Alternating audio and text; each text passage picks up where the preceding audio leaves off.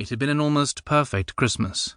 No one had been murdered, no one kidnapped, no torturing had been necessary. They had celebrated together in the big glass house in Devon.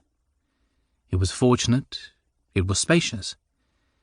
They had an extensive family now, lots of guests, Babushka and Amelia, Miles and Enid Toogood, Squeezy, Tim, Jennifer and Reginald Armstrong, and of course, their daughter, Molly Rose Ryder Mickelson. Perfection didn't necessarily mean peaceful, however, as Ben had pointed out to Nikolas one night, when they'd lain too exhausted to do much more than gaze at cold stars through the glass ceiling of their room. Christmas was supposed to be chaotic, exhausting, fueled by family disagreements and too much food. They were too eclectic a bunch to glide through the holiday like a fictional family on pleasantries and goodwill, but their arguments were robust and carried on good-naturedly enough. In contrast to their first Christmas together, when neither had mentioned the day nor changed their routines in any way, both he and Nikolas agreed this was better. They welcomed the noise in some ways. There were too many silences that needed to be filled. Ben heard them in Nikolas's head, the spaces of cold terror that could not be eased, even by his unfailing love and attention. But he knew he was the source of some of Nikolas's pain as well. Nikolas shouldered the weight of the world and resented anyone else sharing his burdens. Ben had not only shared them, he'd taken them on and destroyed them. Ben knew Nikolas was still skirting around the discovery that he had not known him as well as he'd thought. So it was with some genuine pleasure that when Ben opened his Christmas present from Peter Cameron, thinking it might be tickets to the director's latest movie, a film which, as he'd written to Ben, had more explosions than dialogue, especially for him, it turned out to be a holiday. Ben couldn't remember the last time it had been just him and Nikolas. Time to reassess, perhaps reacquaint themselves with who they were. He'd actually forgotten to open the envelope during the loud, messy exploration of presents earlier. It had almost been cast aside with some other cards. But now, lying on his back next to Nikolas, contemplating the stars, he saw it on the bedside table. Nikolas turned his head, watching him unstick the flap. When Ben huffed in pleased surprise at the contents, Nick plucked the letter away from him.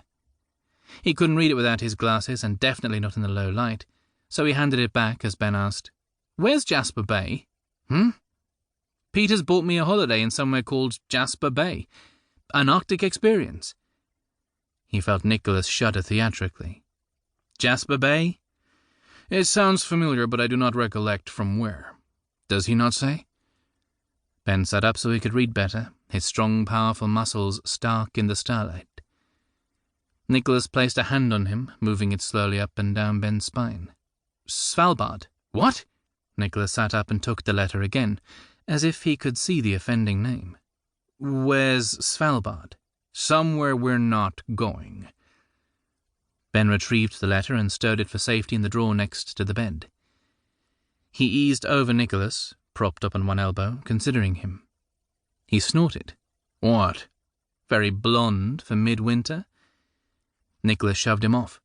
"Give the holiday to your moronic friends. I think they would appreciate it." Ben chuckled, thinking about Tim and Squeezy. They had entered a new phase of their relationship, Tim's words. Squeezy had privately confided to Ben he was banned from shagging away from home.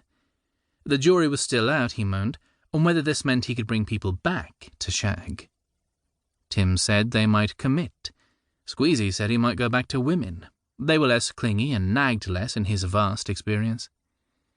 Ben listened to their various complaints, occasionally relaying salient points to Nikolas. It would be a good idea for his friends to have a holiday together. The more he thought about it, the more he could see the advantages of being shut up in a luxury hotel, surrounded by snow, with nothing to do but have sex. And eat. Bugger Squeezy and Tim. Not literally, of course. That was reserved for Nikolas. The next morning, Ben discovered Nikolas at the breakfast table with Molly Rose. Nikolas was studying Peter's letter. Molly was reading a thick biography in Danish, which Peter had given Ben earlier that year.